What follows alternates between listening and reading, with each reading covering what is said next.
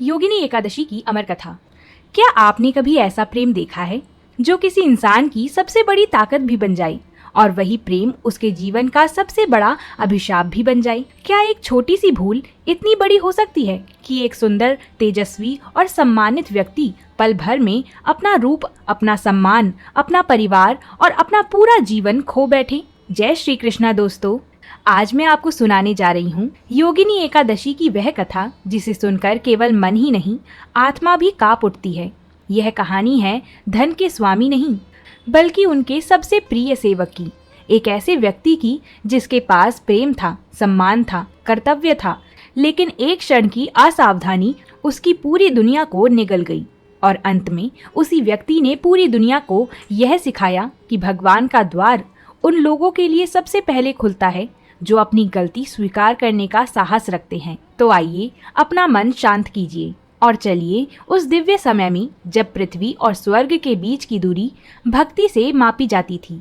हिमालय की ऊंची ऊंची चोटियों के मध्य, बादलों से भी ऊपर, एक अद्भुत नगरी थी, अलकापुरी, जहाँ चारों ओर सोने से बने महल, रत्नों से सजे द्वार, सुगंधित पुष्प, कल कल बहती पवित्र धाराएं और दिव्य संगीत निरंतर गूंजता रहता था।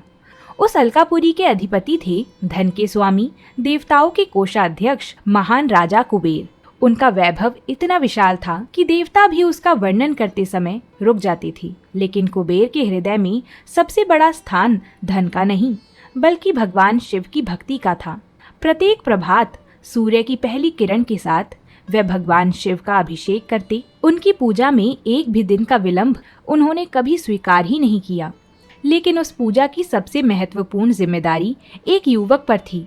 उसका नाम था हेममाली। हेममाली केवल एक साधारण माली नहीं था।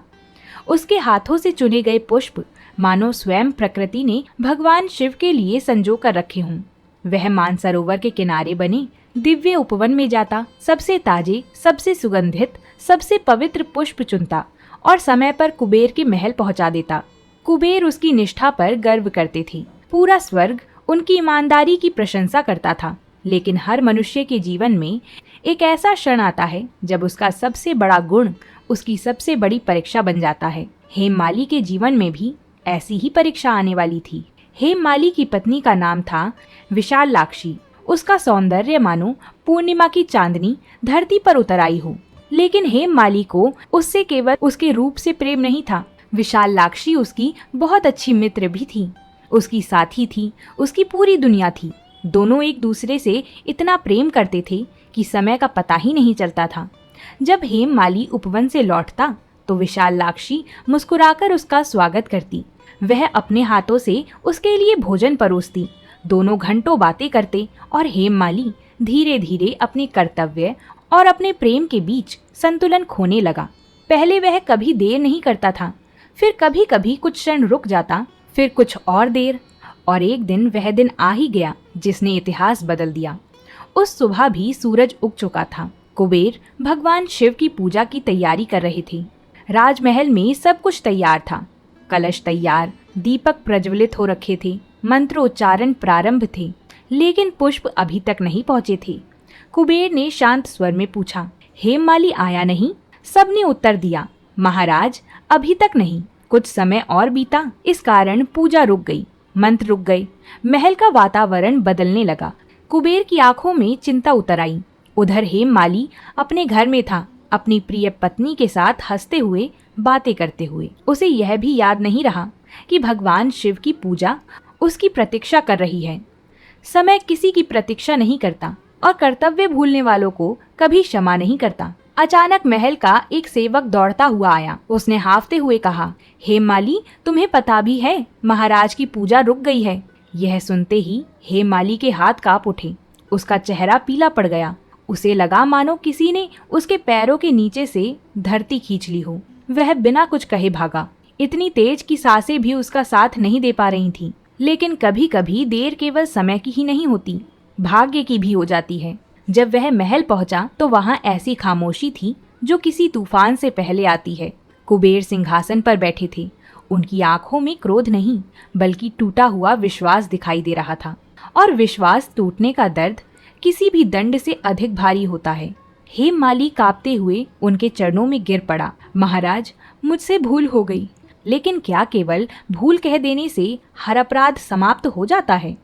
यही प्रश्न अब पूरे स्वर्ग के सामने खड़ा होने वाला था और अगले ही क्षण कुबेर के मुख से निकले कुछ शब्द हेममाली का जीवन हमेशा के लिए बदल देने वाले थे। महल के विशाल सभा मंडप में ऐसी निस्तंभता छा गई कि किसी की सांसों की आवाज भी स्पष्ट सुनाई दे रही थी। हेममाली कुबेर के चरणों में सिर झुकाए कांप रहा था। उसके हाथ जुड़े हुए थे, आंखों से आंसू रुकने का नाम ही नहीं ले रहे थे। उसने धीमे स्वर में कहा, महाराज, मैं अपराधी हूँ, लेकिन मेरी भूल जानबूझकर नहीं हुई। मुझे एक अवसर और दे दीजिए, मैं जीवन भर इसकी भरपाई करूँगा। कुछ क्षणों तक कुबेर मौन रहे। उनकी आंखों में क्रोध से अधिक गहरी पीड़ा थी। उन्होंने कहा, हेममाली, यदि तुम केवल मेरे सेवक होते तो मैं तुम्हें क्षमा भी कर देता, लेकिन आज तुम्हारी लापरवाही के कारण भगवान शिव की पूजा समय पर नहीं हो सकी। तुमने केवल अपने राजा का नहीं, अपने आराध्य का भी अनादर किया है। सभा में उपस्थित सभी लोग सिर झुकाकर खड़े थे। कोई भी हेममाली की ओर देखने का साहस नहीं कर पा रहा था। कुबेर ने आगे कहा, कर्तव्य से बड़ा कोई प्रेम नहीं होता। जो प्रेम मनुष्य को उसके धर्म से दूर कर दे, वह प्रेम नहीं, मोह है। हेममाली फूट फूट कर रो पड़ा। महाराज, मुझसे भूल हो गई। मैं अपने अपराध का प्रायश्चित करूंगा, लेकिन कुछ भूलों की कीमत आंसू नहीं चुका सकते। कुबेर ने अपने नेत्र बंद किए और भगवान शिव का स्मरण करते हुए बोले, हे हेममाली, आज से तुम अपने दिव्य रूप से वंचित हो जाओगी। तुम्हारा शरीर भयानक रोग से ग्रस्त होगा। तुम स्वर्ग से निष्कासित किए जाते हो। तुम अपनी प्रिय पत्नी से भी दूर हो जाओगे। जब तक तुम अपने अपराध का सच्चे मन से प्रायश्चित नहीं करोगे, तब तक यह श्राप समाप्त नहीं होगा। उनके शब्द समाप्त होते ही मानो पूरा आकाश कांप उठा। एक तेज प्रकाश हेममाली के शरीर को घेरने लगा। उसकी त्वचा धीरे धीरे बदलने लगी। उसका तेजस्वी चेहरा क्षण भर में मुरझा गया।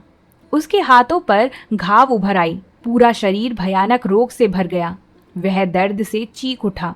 जिस युवक की सुंदरता की चर्चा पूरे अलकापुरी में होती थी, आज उसे स्वयं अपना चेहरा पहचानना कठिन हो रहा था। उसकी आंखों में अपने ही जीवन का अंत दिखाई दे रहा था और उसी क्षण स्वर्ग के द्वार उसके लिए बंद हो गए। वह महल से बाहर निकाला गया। ना कोई मित्र, ना कोई सहारा, ना कोई सम्मान। जो लोग कल तक उसके साथ बैठकर बातें करते थे, आज उसे देखकर दूर हट रहे थे। हेममाली ने एक बार पीछे मुड़कर देखा। अलकापुरी धीरे धीरे उसकी आंखों से ओझल हो रही थी। उसका हृदय चित्कार कर उठा, क्या मैं सचमुच इतना बड़ा अपराधी हूँ? लेकिन उसके इस प्रश्न का उत्तर देने वाला वहाँ कोई नहीं था। सबसे कठिन क्षण अभी बाकी था। उसने सोचा, एक बार विशालाक्षी से मिल लूं, बस एक बार। वह कांपते कदमों से अपने घर की ओर बढ़ा। दरवाजे पर पहुंचकर उसने धीरे से आवाज दी, विशालाक्षी। भीतर से वही परिचित स्वर आया, स्वामी आप आ गए। दरवाजा खुला। विशालाक्षी ने सामने खड़े उस रोगग्रस्त व्यक्ति को देखा और एक पल के लिए उसे पहचान ही नहीं सकी। फिर उसने उन आंखों को देखा, वही आंखें जिनमें उसने अपना पूरा जीवन देखा था। हेममाली, उसकी चीख पूरे आंगन में गूंज उठी। वह दौड़कर उसके पास आई, लेकिन हेममाली 2 कदम पीछे हट गया। नहीं, मेरे पास मत आओ, क्योंकि अब मैं हेममाली नहीं रहा जिससे तुमने विवाह किया था। विशालाक्षी की आंखों से आंसू बह निकले। मेरे लिए तुम आज भी वही हो। हेममाली मुस्कुराने की कोशिश करता है, लेकिन उसके होठ कांप उठते हैं। नहीं, यदि तुम मेरे पास रहोगी तो तुम्हें भी दुख मिलेगा। मैं नहीं चाहता कि मेरी भूल की सजा तुम्हें मिले। विशालाक्षी ने उसका हाथ पकड़ लिया। पति का सुख और पति का दुख दोनों पत्नी के अपने होते हैं। हेममाली की आंखों से आंसू बहने लगे, लेकिन तभी कुबेर के सैनिक वहां पहुंच गए। उन्होंने कठोर स्वर में कहा, श्रापित व्यक्ति स्वर्ग की सीमा में नहीं रह सकता, तुरंत यहाँ से चले जाओ। विशालाक्षी ने सैनिकों के सामने खड़ी हो गई। उन्हें मत ले जाइए, लेकिन नियम भावनाओं से नहीं बदलते। हेममाली ने स्वयं धीरे से अपना हाथ छुड़ा लिया। उसने अंतिम बार विशालाक्षी के आंसू भरे चेहरे को देखा और कहा, यदि मेरे जीवन में कभी प्रकाश लौटा तो मैं लौटकर अवश्य आऊंगा, लेकिन यदि नहीं तो मुझे एक अपराधी समझकर भूल जाना। विशालाक्षी रोती रही। और हेममाली धीरे धीरे दूर होता गया। उस दिन केवल 2 लोग नहीं बिछड़े थे, 2 आत्माएं अलग हो गई थीं। कई दिन बीत गए। हेममाली अब घने जंगलों में भटक रहा था। कभी कांटों पर चलता, कभी पत्थरों पर गिरता, कभी कई कई दिनों तक बिना भोजन के रह जाता। जो हाथ भगवान शिव के लिए पुष्प चुनते थे, आज उन्हीं हाथों से वह सूखे पत्ते उठाकर भूख मिटाने की कोशिश कर रहा था। जब आकाश में चांद निकलता, उसे विशालाक्षी की याद आती। वह आसमान की ओर देखकर कहता, हे प्रभु, यदि मुझे दंड देना ही था तो दे देते, लेकिन उस निर्दोष स्त्री को विरह क्यों दिया? कोई उत्तर नहीं आता, केवल जंगल की ठंडी हवा उसके आंसू सुखा देती। एक रात वह एक बड़े वृक्ष के नीचे बैठा था। उसके शरीर में इतनी शक्ति भी नहीं बची थी कि वह उठ सके। उसी समय उसे अपने गुरु के कहे हुए शब्द याद आए, मनुष्य का सबसे बड़ा शत्रु कोई दूसरा नहीं, उसका अपना अहंकार और उसका मोह होता है। हेममाली फूट पड़ा, मैंने प्रेम को पूजा समझ लिया और कर्तव्य को भूल गया। मेरी सबसे बड़ी भूल यही थी। उसी क्षण उसे पहली बार अपने अपराध का वास्तविक बोध हुआ और शायद यहीं से उसके उद्धार की शुरुआत भी होने वाली थी, क्योंकि जब मनुष्य अपनी गलती स्वीकार कर लेता है तभी ईश्वर उसकी ओर पहला कदम बढ़ाते हैं। लेकिन क्या भगवान उसे क्षमा करेंगे? क्या इतना भयानक श्राप कभी समाप्त हो सकता है? उसे कभी नहीं पता था कि अगले ही दिन उसकी मुलाकात एक ऐसे महान ऋषि से होने वाली है जो उसके भाग्य की दिशा बदल देंगे और उसे बताएंगे एक ऐसी एकादशी का रहस्य जिसकी महिमा देवता भी गाते हैं। पूरी रात हेममाली उसी वृक्ष के नीचे पड़ा रहा। शरीर में घाव, मन में पश्चाताप और आंखों में केवल एक ही प्रश्न, क्या मेरे लिए अब भी कोई आशा बची है? सुबह की पहली किरण धीरे धीरे जंगल में उतरने लगी। ओस की बूंदें घास पर मोतियों की तरह चमक रही थी, लेकिन हेममाली के भीतर सब कुछ सूना था। वह उठने का प्रयास करता है पर दर्द से फिर गिर पड़ता है।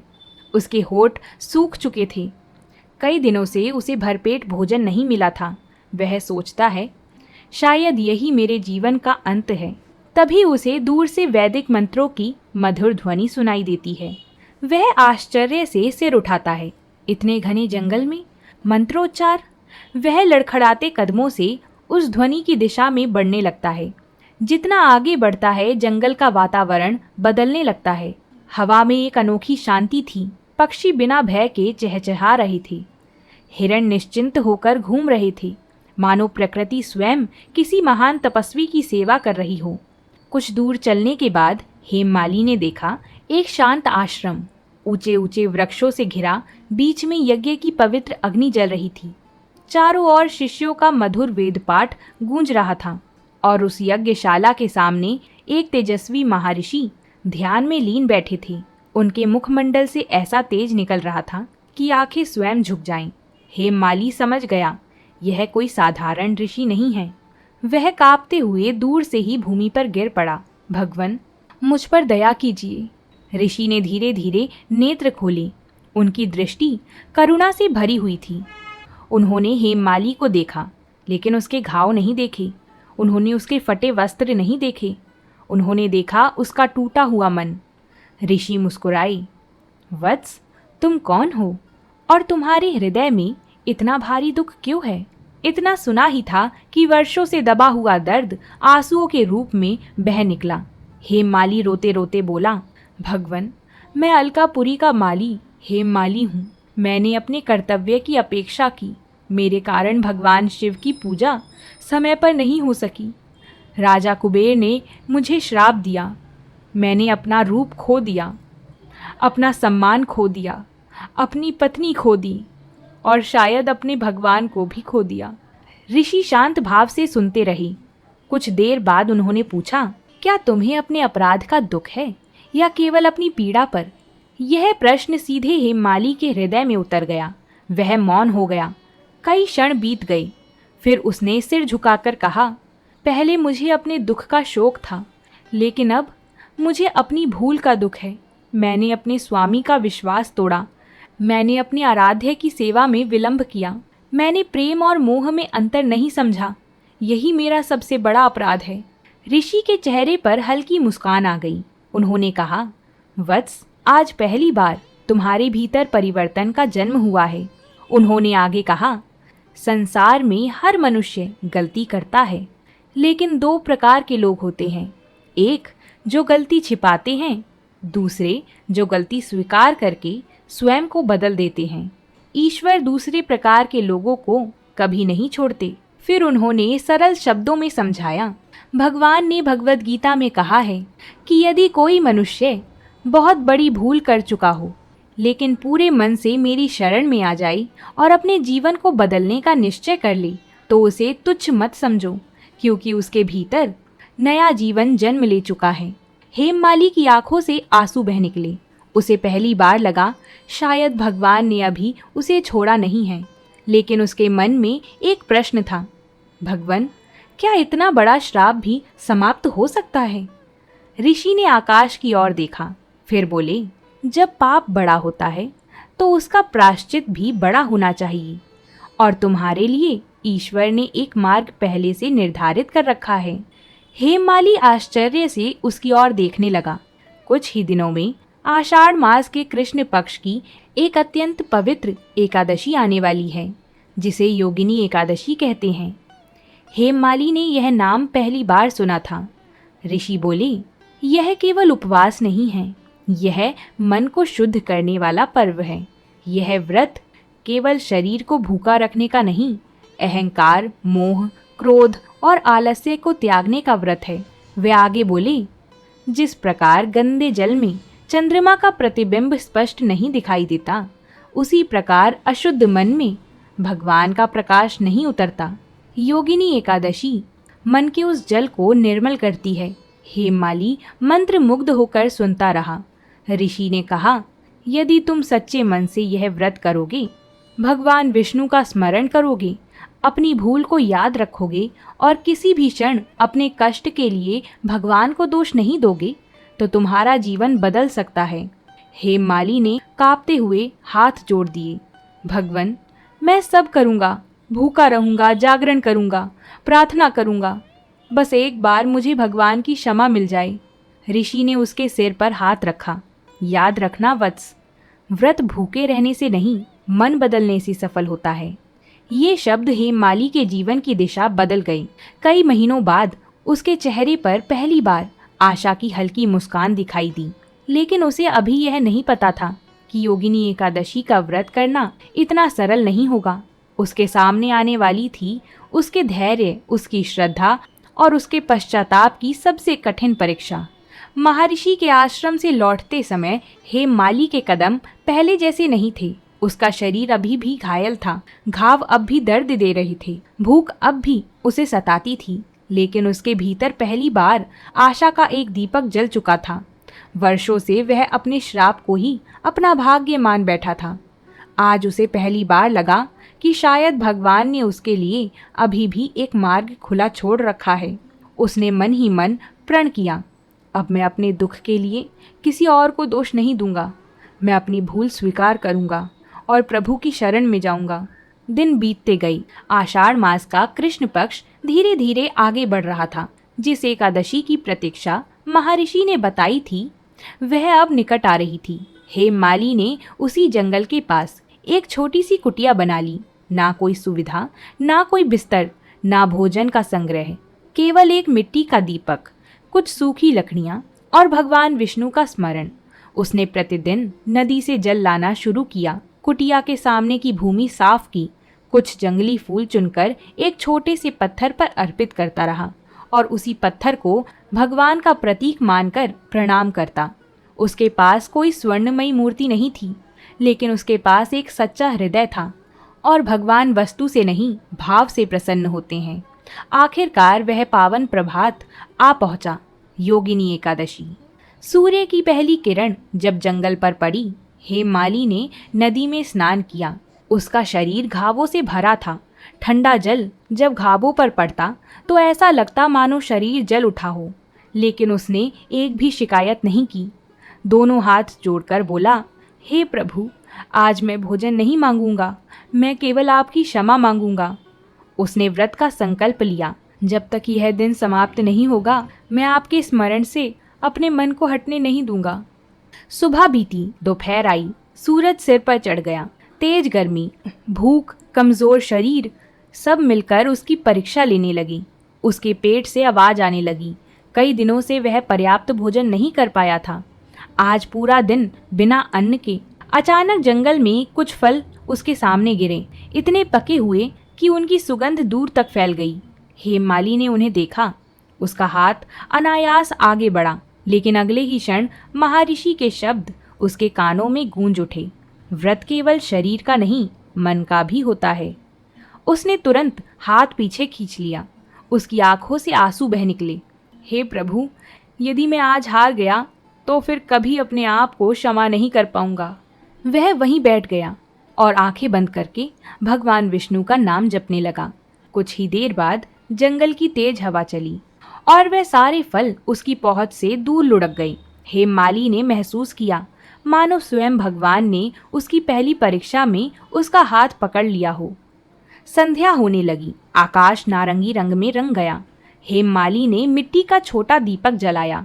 जंगल के बीच उस दीपक की लौ मानो अंधकार को चुनौती दे रही थी। उसने भगवान के सामने सिर झुकाया। हे नारायण, मेरे पास देने के लिए कुछ नहीं है, ना धन, ना वस्त्र, ना फूल। वह रो पड़ा। यदि कुछ है तो केवल पश्चाताप। और फिर वह रो पड़ा। ऐसा रोया जैसे वर्षों से जमा हुआ दर्द आज वह निकलना चाहता हो। उसे याद आया कुबेर का टूटा हुआ विश्वास, विशालाक्षी की रोती हुई आंखें, अपना खोया हुआ सम्मान, अपनी भूल, सब कुछ। उसने कहा, प्रभु, यदि आप मुझे क्षमा ना करें तो भी मुझे शिकायत नहीं होगी, लेकिन इतनी कृपा अवश्य कीजिए कि फिर कभी मैं अपने कर्तव्यों से विमुख ना हूँ। उसकी प्रार्थना में मुक्ति की चाह कम थी और आत्म परिवर्तन की इच्छा अधिक। शायद यही उसकी सबसे बड़ी पूजा थी। रात गहराने लगी। महर्षि ने कहा था, यदि संभव हो तो इस पावन रात्रि में जागरण करना। लेकिन हेममाली का शरीर अब जवाब देने लगा था। उसे तेज बुखार चढ़ गया। घावों से पीड़ा बढ़ने लगी। कमजोरी इतनी थी कि आंखें अपने आप बंद होने लगी। वह स्वयं से कहने लगा, नहीं, आज नहीं सोना है, आज नहीं हारना है। वह भगवान का नाम जपता रहा। ओम नमो भगवते वासुदेवाय, ओम नमो भगवते वासुदेवाय। बार बार धीरे धीरे टूटी हुई सांसों के साथ आधी रात बीत गई। तभी अचानक पूरे जंगल में एक अद्भुत सुगंध फैल गई। जो फूल दिन में मुरझा चुके थे वह फिर से खिलने लगी। हवा बिल्कुल शांत हो गई। दीपक की लौ बिना हिले स्थिर हो गई। हेममाली ने धीरे धीरे आंखें खोली। उसे लगा मानो कोई दिव्य प्रकाश उसकी कुटिया की ओर बढ़ रहा है। उसका हृदय तेजी से धड़कने लगा। क्या यह मेरी कल्पना है या मेरी प्रार्थना सचमुच भगवान तक पहुंच गई है? वह उठने का प्रयास करता है, लेकिन कमजोरी से फिर बैठ जाता है। प्रकाश और निकट आता है और पूरा जंगल उस उजाले से भरने लगता है। हेममाली के आंसू रुक जाते हैं। उसके भीतर एक अनोखी शांति उतरने लगती है। लेकिन वह दिव्य प्रकाश किसका था? रात बीत चुकी थी। पूर्व दिशा में सूर्य की पहली किरण धीरे धीरे धरती को स्पर्श कर रही थी। हेममाली की आंखें अभी भी बंद थीं। पूरी रात वह भगवान विष्णु के नाम का जप करता रहा। कई बार शरीर ने साथ छोड़ना चाहा, लेकिन हर बार उसका विश्वास उसे फिर खड़ा कर देता। धीरे धीरे उसने आंखें खोली। आज कुछ अलग था। हवा पहले से अधिक शीतल लग रही थी। मन जो वर्षों से भारी था आज अनजानी शांति से भर गया था। उसने अपने हाथों की ओर देखा और फिर वह स्तब्ध रह गया। जिस हाथों पर कल तक भयानक घाव थे वह धीरे धीरे भरने लगे थे। उसने कांपते हुए अपनी बाह को छुआ। दर्द जो वर्षों से उसका साथी बन चुका था अब नहीं था। उसकी सांसें तेज हो गईं। यह कैसे संभव है? वह घुटनों के बल बैठ गया। उसकी आंखों से आंसू बहने लगे, लेकिन इस बार ये आंसू पीड़ा के नहीं बल्कि कृतज्ञता के थे। उसने आकाश की ओर देखा। हे प्रभु, मैं इस कृपा के योग्य नहीं था, फिर भी आपने मुझे निराश नहीं किया। धीरे धीरे उसका पूरा शरीर बदलने लगा। रोग समाप्त हो गया। चेहरे पर फिर वही तेज लौट आया। जिस दिव्य स्वरूप को उसने वर्षों पहले खो दिया था वह फिर से उसे प्राप्त हो गया। लेकिन एक बात बदल चुकी थी। पहले उसके चेहरे पर यौवन का गर्व था, लेकिन आज वह विनम्रता का प्रकाश था। पहले उसके हाथ सुंदर थे, आज वह सेवा के योग्य बन चुके थे। पहले वह भगवान के लिए फूल चुनता था, आज उसका अपना जीवन भगवान के चरणों में अर्पित हो चुका था। हेममाली सीधे महर्षि के आश्रम पहुंचा। महर्षि उसे देखते ही मुस्कुराए। उन्हें कुछ पूछने की आवश्यकता नहीं थी, सब कुछ हेममाली के चेहरे पर लिखा था। हेममाली उनके चरणों में गिर पड़ा। गुरुदेव, मैंने नया जीवन पाया है, यह आपका आशीर्वाद है। महर्षि ने उसे उठाया और बोले, नहीं वत्स, यह तुम्हारे सच्चे पश्चाताप का फल है। स्मरण रखो, ईश्वर दंड अवश्य देते हैं, लेकिन जब मनुष्य सचमुच बदल जाता है तो वही ईश्वर उसे उठाकर गले भी लगा लेते हैं। कुछ क्षण बाद उन्होंने कहा, अब समय आ गया है अपने अधूरे संबंधों को पूर्ण करने का। जाओ, अलकापुरी लौटो। यह सुनकर हेममाली का हृदय तेजी से धड़कने लगा। वर्षों बाद वह अपनी पत्नी को देख पाएगा। वर्षों बाद उसे अपने स्वामी का सामना करना होगा, लेकिन क्या कुबेर उसे स्वीकार करेंगे? यही प्रश्न उसके मन में बार बार उठ रहा था। लंबी यात्रा के बाद दूर से अलकापुरी दिखाई देने लगी। वही स्वर्णिम महल, वही ऊंचे द्वार, लेकिन हेममाली बदल चुका था। पहले वह गर्व से इस नगर में प्रवेश करता था, आज उसके कदम विनम्र थे। वह सीधे राजमहल पहुंचा। द्वारपालों ने उसे देखा। पहले तो वह पहचान नहीं पाए। फिर अचानक एक सैनिक आश्चर्य से बोला, क्या तुम हेममाली हो? हेममाली मुस्कुराकर सिर झुका दिया। कुछ ही क्षणों में यह समाचार पूरे महल में फैल गया। कुबेर स्वयं सभा से बाहर आए। उन्होंने सामने खड़े युवक को देखा। दिव्य तेज, विनम्र मुख, आंखों में पश्चाताप और हृदय में भक्ति। कुछ क्षणों तक दोनों एक दूसरे को देखते रहे। फिर हेममाली भूमि पर दंडवत लेट गया। उसका गला भर आया। महाराज, यदि संभव हो तो अपने इस अपराधी को क्षमा कर दीजिए। पूरे सभा मंडप में मौन छा गया। कुबेर धीरे धीरे उसके पास आए। उन्होंने स्वयं हेममाली को उठाया और पहली बार उसे अपने हृदय से लगा लिया।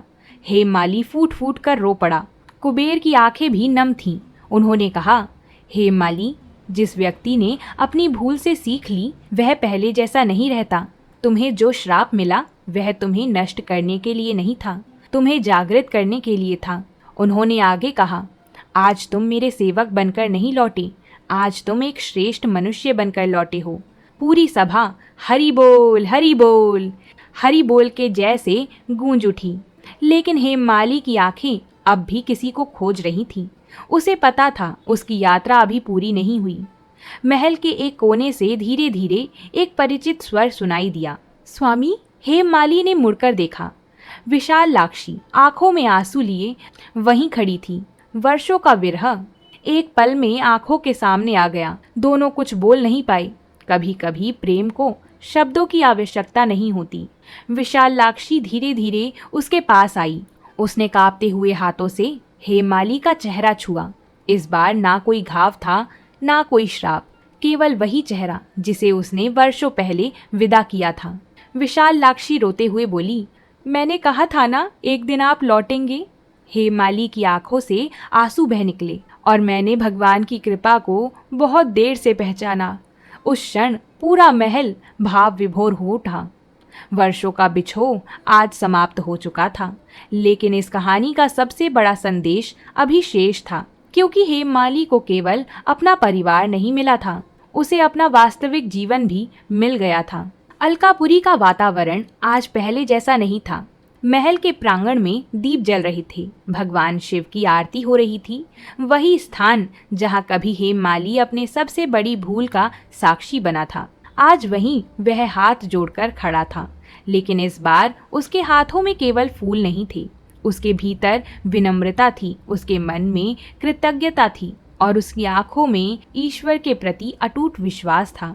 कुबेर ने पूरी सभा की ओर देखकर कहा, आज तुम सबने देखा कि मनुष्य को उसका अपराध छोटा या बड़ा नहीं बनाता, उसे महान बनाता है उसका पश्चाताप। यदि हेममाली अपने श्राप को भाग्य मानकर बैठ जाता, यदि वह अपने दुख के लिए संसार को दोष देता, यदि वह भगवान से दूर हो जाता, तो शायद आज भी वह जंगलों में भटक रहा होता। लेकिन उसने अपनी भूल स्वीकार की, अपने भीतर परिवर्तन किया और भगवान ने उसका जीवन भी बदल दिया। सभा में बैठे सभी लोग मौन होकर सुन रहे थे। हेममाली आगे बढ़ा। उसने भगवान शिव के चरणों में सबसे पहले पुष्प अर्पित किए। उसके हाथ कांप रहे थे, आंखें बंद थीं। उसके होठों से केवल एक वाक्य निकला, प्रभु अब मुझे कभी अपने कर्तव्यों से दूर मत होने देना। उस क्षण उसे लगा जैसे वर्षों से हृदय पर रखा हुआ भारी पत्थर आज हट गया हो। मन में एक ऐसी शांति उतर आई जिसे शब्दों में बांधा नहीं जा सकता। यही सच्ची मुक्ति है। कुछ समय बाद महर्षि के शब्द उसे फिर याद आए। व्रत का अर्थ केवल अन्न त्यागना नहीं है, व्रत का अर्थ है अपने भीतर की बुराइयों का त्याग करना। हेममाली अब समझ चुका था कि उस दिन उसे केवल रोग से मुक्ति नहीं मिली थी, उसे अहंकार से मुक्ति मिली थी, मोह से मुक्ति मिली थी, लापरवाही से मुक्ति मिली थी। और यही योगिनी एकादशी का वास्तविक फल है। यही बात भगवान श्री कृष्ण ने भी भगवत गीता में समझाई है। वह कहते हैं, मनुष्य का अधिकार केवल अपने कर्म पर है, फल पर नहीं। हेममाली की सबसे बड़ी भूल यही थी कि उसने उस क्षण अपने कर्तव्य को पीछे छोड़ दिया। लेकिन जब उसने फिर से कर्तव्य को भगवान की पूजा मान लिया, तब उसका जीवन बदल गया और गीता का एक और संदेश उसके जीवन में सत्य सिद्ध हुआ। जो मनुष्य सच्चे मन से शुभ मार्ग पर चलता है, भगवान उसे कभी अंततः पतन की ओर नहीं जाने देते। हेममाली ने देर से ही सही, लेकिन सही मार्ग चुन लिया और भगवान ने उसे अकेला नहीं छोड़ा। अब जरा अपने जीवन के बारे में सोचिए। क्या कभी ऐसा हुआ है कि आपने भी किसी प्रिय व्यक्ति, किसी मोह, किसी लालच या किसी आलस्य के कारण अपने किसी महत्वपूर्ण कर्तव्य को टाल दिया हो? क्या कभी ऐसा हुआ है कि गलती होने के बाद भी आपने परिस्थितियों को दोष दिया, लेकिन स्वयं को नहीं देखा? यदि उत्तर हाँ है, तो याद रखिए, आप अकेले नहीं हैं। हेममाली भी कभी उसी स्थान पर खड़ा था। फर्क केवल इतना था कि उसने एक दिन अपने भीतर झांकने का साहस किया और वही साहस उसके उद्धार का कारण बना। योगिनी एकादशी हमें यह नहीं सिखाती कि भगवान केवल व्रत करने वालों से प्रसन्न होते हैं। यह हमें सिखाती है कि भगवान सच्चे पश्चाताप से प्रसन्न होते हैं। वह व्यक्ति जो अपनी गलती स्वीकार करता है, जो बदलने का प्रयास करता है, जो फिर से धर्म के मार्ग पर चलने का संकल्प लेता है, ईश्वर उसका हाथ अवश्य पकड़ते हैं। हो सकता है चमत्कार तुरंत ना दिखाई दे, लेकिन परिवर्तन उसी दिन से शुरू हो जाता है जिस दिन मन बदल जाता है। इसीलिए यदि इस वर्ष आप योगिनी एकादशी का व्रत करें, तो केवल अन्न का त्याग मत कीजिए, एक बुरी आदत का त्याग कीजिए, एक कटु वचन का त्याग कीजिए, एक आलस्य का त्याग कीजिए और एक अहंकार का त्याग कीजिए। क्योंकि भगवान को भूखा शरीर नहीं, निर्मल हृदय अधिक प्रिय है। और अब इस कथा का अंतिम संदेश, जिसे अपने जीवन में हमेशा याद रखिए। जीवन में सबसे बड़ा श्राप गरीबी नहीं है, सबसे बड़ा श्राप बीमारी नहीं है, सबसे बड़ा श्राप असफलता भी नहीं है। सबसे बड़ा श्राप है कर्तव्य को भूल जाना और सबसे बड़ा वरदान है समय रहते अपनी भूल पहचान लेना। हेममाली ने दोनों का अनुभव किया, इसीलिए आज भी योगिनी एकादशी केवल एक तिथि नहीं, बल्कि हर उस मनुष्य के लिए आशा का पर्व है जो अपने अतीत से हार चुका है, लेकिन अपने भविष्य को बदलना चाहता है। यदि आपका मन भी कभी अपराध बोध, पश्चाताप या जीवन की कठिनाइयों से भारी हो जाए, तो हेममाली को याद कीजिए, क्योंकि जहाँ सच्चा पश्चाताप होता है, वहीं से भगवान की कृपा की शुरुआत होती है। अगर आप सभी को हमारी ये कथा पसंद आई हो, तो वीडियो को एक लाइक कीजिए, साथ ही अपने परिवारजनों के साथ इसे शेयर कीजिए और ऐसी ही कथाओं को सुनने के लिए हमारा चैनल सब्सक्राइब ज़रूर कीजिए। हम मिलते हैं अगली कथा के साथ। तब तक के लिए हरे कृष्णा, हरि बोल।